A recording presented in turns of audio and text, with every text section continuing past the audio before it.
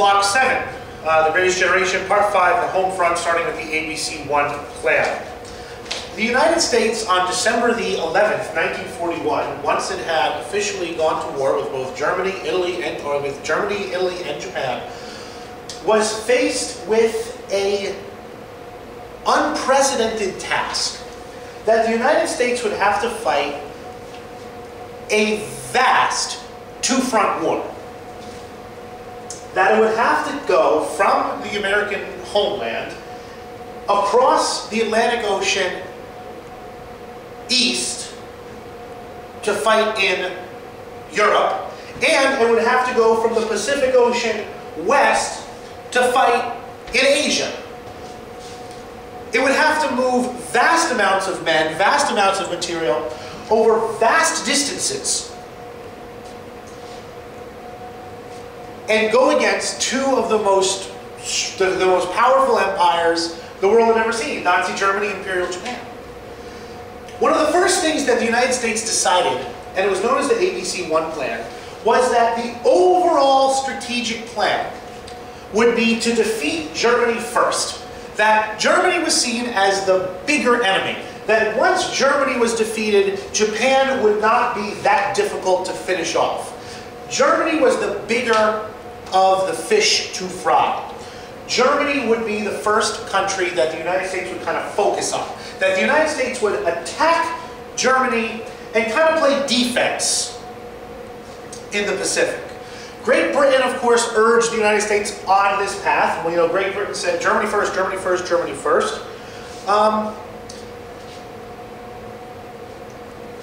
This war, like we implied, would be a lot more complicated than World War I.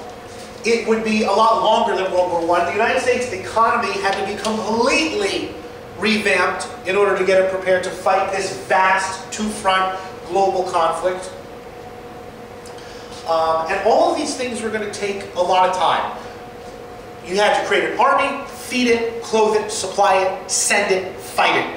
Not only for the United States, but for the British and the Russians as well, because so much of American supply, food, ammunition, etc., would be going via Lend-Lease to the Allies, to Britain, to the Soviet Union.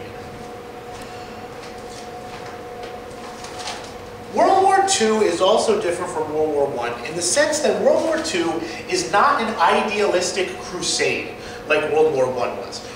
President Wilson orders the American army to France over there, make the world safe for democracy, change the world, 14 points, the whole thing. That Americans in World War I go over there to change the world.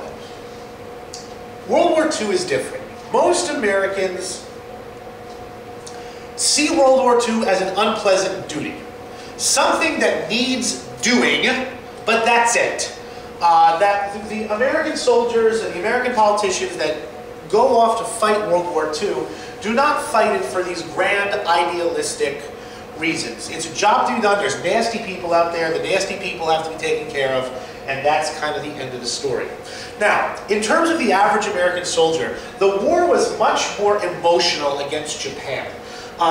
The fighting in the Pacific would be very, very emotional fighting, more vicious fighting in most cases than the cases in Germany. The idea of revenge for Pearl Harbor plays a huge role in this. American soldiers in the Pacific, you know, yell and scream, "Remember Pearl Harbor, remember Pearl Harbor, screw the emperor," they didn't say screw. It's a much more gut-felt fighting out in the Pacific. The war against Germany was seen as a professional job that needed doing. And the relationship between American soldiers and German soldiers was never a nasty relationship like it oftentimes was between the Americans and the Japanese. Racial issues played a role in that. Racially, the Americans did not like the Japanese. Racially, the Japanese did not think much of the Americans. They drew nasty racist cartoons of each other all the time. And that was not necessarily the case as much with the Germans, let alone the Italians. So FDR is unlike Wilson in this sense. He does not send the American boys off to fight this idealistic crusade for democracy or values. They went out to do a distasteful job, and then they wanted to come home when it was all over.